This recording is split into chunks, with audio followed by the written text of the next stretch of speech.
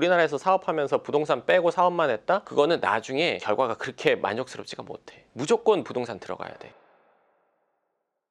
반갑습니다. 황소장입니다. 오늘 영상 질문으로 시작하겠습니다. 소장님 전에 버는 소득별로 느끼는 감정이 다르다고 맞아. 그 영상을 찍으셨잖아요.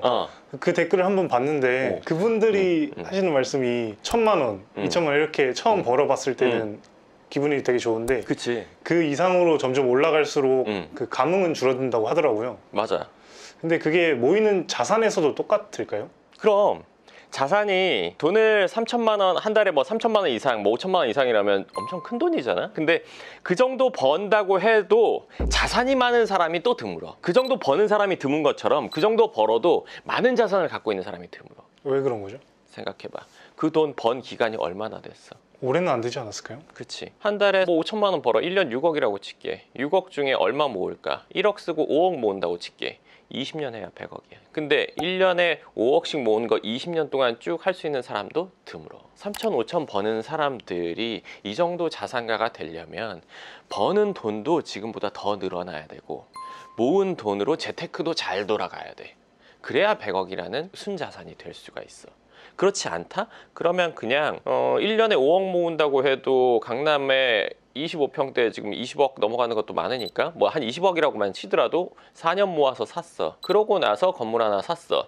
그럼 벌써 10년이야. 그럼 10년 동안 이렇게 쭉 잘 되기란. 그리고 어떤 일에서 이 정도 소득 구간까지 진입하는데 얼마나 걸릴까? 30대 중후반이 넘어가야 돼. 이 상황이 되려면. 근데 소득이 예를 들어서 뭐 좀 움직인다거나 아니면 지출이 늘어난다거나 아니면 뭔가 재테크를 잘못했다거나 엉뚱한 결정을 했다거나 일이 잘 안 됐다거나 이렇게 되면 그 구간에 진입이 안 돼. 그래서 돈을 많이 버는 것과 자산을 늘리는 것이 이게 필요 충분이 아니라 필요 조건이야. 돈을 많이 버는 것과 자산을 많이 이루는 것은 당연히 많이 벌어야 자산을 이룰 수 있겠지. 많이 번다고 해서 무조건 자산이 커지지 절대 안 와. 내가 아는 후배 중에도 한 달에 5천 버는데 4천 써. 그러니까 모으는 게 없어. 그러니까 생각해봐. 지출은 고정될 수 있지만 소득은 고정되기 어려워.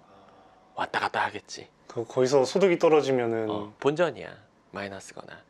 그러니까 많이 번다고 해서 다 부자가 되진 않아. 내가 생각하는 순서는 그래. 돈을 많이 벌었어.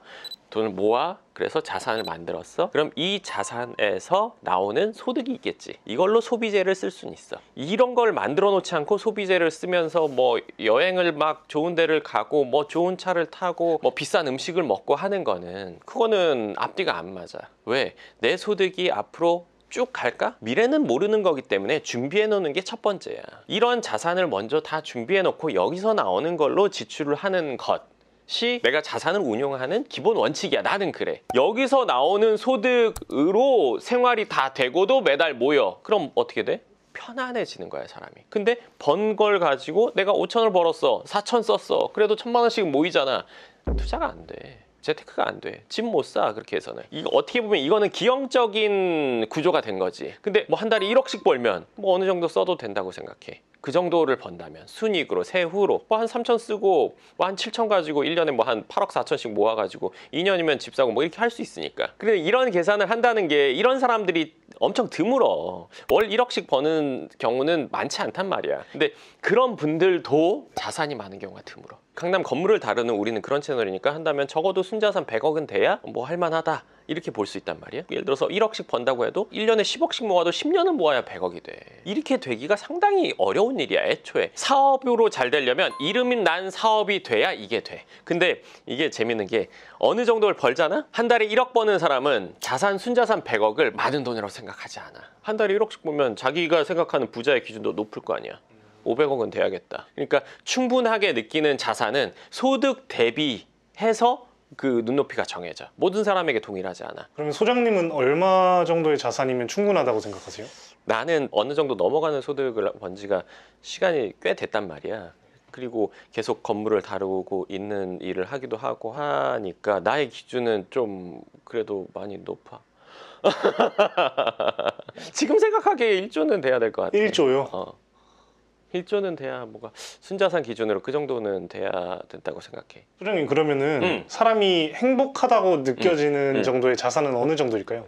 행복, 자산 야, 순자산 일단 첫 번째 구간은 전체 자산이라고 치면 한 100억 정도면, 순자산 100억 정도면 그래도 행복감을 느끼는 이 첫 번째 구간이 되지 않나 싶어. 100억이 됐을 때는 사람이 뭔가 한번 뒤돌아보게 돼. 아, 내가 이렇게 해서 또 애들도 크고 있고 어쩌고 그래서 이 정도가 됐고, 그래, 이제 한 200억 해볼까, 150억 해볼까. 근데 그거는 이제 나이에 따라 달라. 이게 행복감이라기보다 돈으로 느끼는 감정은 안정감이야. 돈이 금액이 높아지면. 그러니까 편리함과 안정감을 주지. 그러니까 돈과 행복을 묶는 것 자체가 사실은 나는 애초에 안 맞다고 봐. 어릴 때야 뭐 맛있는 건 막 행복해, 좋아. 근데 그때 잠깐이잖아. 꾸준한 행복이란 없단 말이야. 계속 행복은 없어. 잠깐 행복을 느끼고 뭐 한 며칠 가고 일주일 갔다가 또 뭐 힘들었다 뭐 이렇게 가는 거잖아. 단짠식으로. 근데 이제 돈은 안정감과 편리함을 주는 거야. 그럼 안정감이라는 거는 내가 일을 안 해도 먹고 사는 데 문제가 없다. 내가 아파도 병원비 걱정은 없다. 나의 뭐 후손들이 편안하게 살 수 있게 해주겠다. 그리고 누가 하고 싶은 거를 할 수 있게 해주겠다 하는 게 돈인 거지. 100억 정도 있으면 그 정도 어느 정도는 할 수 있어.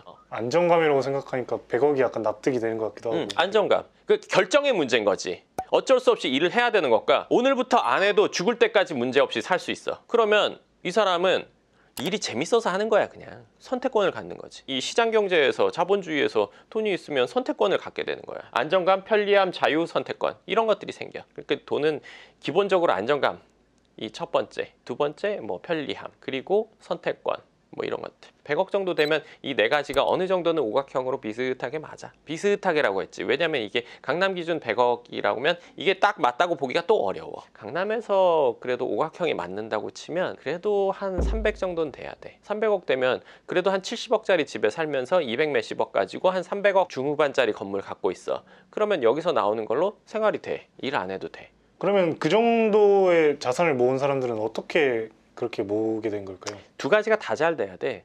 그러니까 두 가지가 잘 되거나 하나가 특출나거나, 그게 뭐냐면 본인이 하는 일에서 소득이 많아야 되는 거고 재테크도 잘 돼야 돼. 둘 다가 잘 돼야 그 정도 구간이 돼. 근데 아예 사업이 네이버인데요? 뭐 이러면 그것만 해도 돼. 그 정도가 아니라면 둘 다가 잘 돼야 돼. 잘 벌어서 잘 모아가지고 재테크까지 잘 했을 때 그 상황이 와.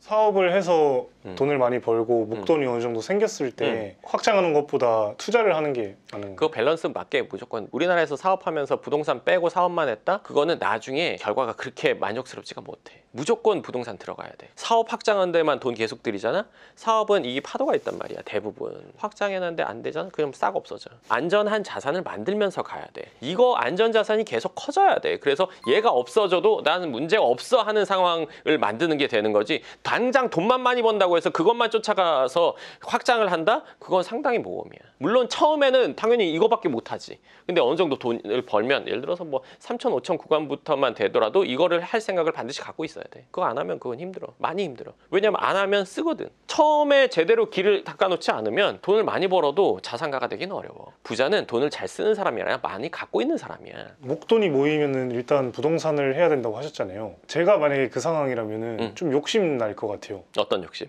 그러니까 좀만 더 모으면은 더 큰 거 살 수 있을 것 같은데 하는. 그치. 그게 이제 물론 맞는데 어느 정도 뭐 3억, 5억 이 정도부터 부동산을 해야 된다는 생각은 갖고 알아봐야 된다는 거야. 그걸로 꼭 사고 안 사고의 문제가 아니라 알아보고 해야겠다고 목표를 삼아야 돼. 네, 좋습니다. 원래 오늘 주제는 자산별 이제 느끼는 감정이나 이런 것들 얘기하려고 했는데 사실 100억 정도가 넘어가면 안정감을 어느 정도 느낍니다. 그리고 제가 했던 뭐 여러 가지 얘기들이 있잖아요. 오늘 다른 얘기들도 많이 하게 됐는데 그런 것들이 근간이 되지 않고서는 이 정도 구간까지 되지가 않더라고요. 그러니까 나는 정말 이 정도가 되고 싶어. 주위에서 아무리 사치를 하고 뭘 하더라도 흔들릴 필요가 전혀 없어요. 내실을 다지는 게 가장 중요해요. 그렇기 때문에 우리 채널을 보시는 많은 분들 내실을 강력하게 갖추고 오각형에 맞는 그런 삶을 영위하시기 바랍니다. 네, 좋습니다. 그럼 오늘 영상 여기까지 하고 다음 영상에서 뵙겠습니다. 감사합니다.